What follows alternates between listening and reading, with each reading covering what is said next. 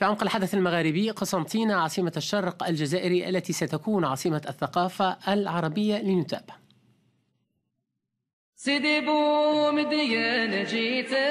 تلمسان كانت عاصمة للثقافة الإسلامية عام 2011. جمال فغالي مكلف بالتحضير لتظاهرة قسنطينة عاصمة للثقافة العربية عام 2015. اختار زيارة تلمسان لضبط تفاصيل هذه التظاهرة الثقافية. جئنا تلمسان باعتبارها كانت عاصمة الثقافة الإسلامية. قسنطينة تتعلم من تلمسان ما يمكن أن تكون عليه من خلال هذه المنشآت والمرافق الثقافية التي تم إنجازها في تلمسان.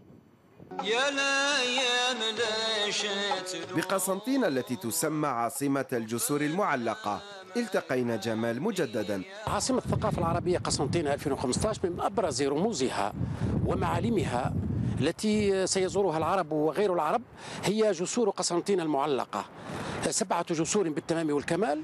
هناك 8 الجسر العملاق جسر الاستقلال.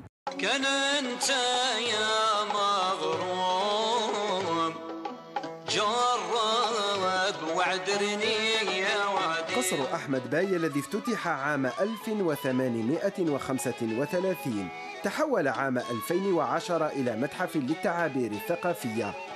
جمال يقف على آخر الاستعدادات مع مديرة المتحف. هذا الفضاء، فضاء قصر أحمد باي الذي أصبح الآن متحفا، سيكون فضاء مفتوحا للتراث الجزائري عموما وللتراث القسنطيني على وجه الخصوص، متمثلا في الألبسة التقليدية التي تتباهى بها قسنطينة عبر عصورها كلها، بالإضافة إلى المأكولات القسنطينية الأصيلة. اللباس التقليدي واحد من مفاتيح الهوية القسنطينية. العديد من المحلات توارثت هذه الحرفة أبا عن جد.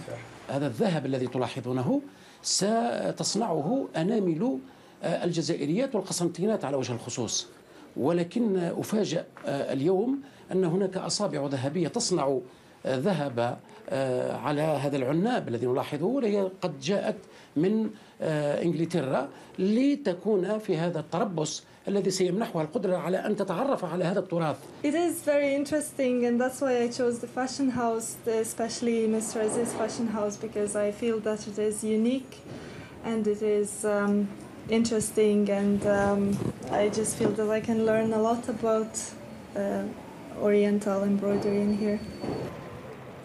قسنطينة عاصمة للثقافة العربية لعام كامل. السلطات رصدت لهذا الحدث الثقافي ميزانية تقارب 600 مليون دولار. أن جولتنا الاقتصادية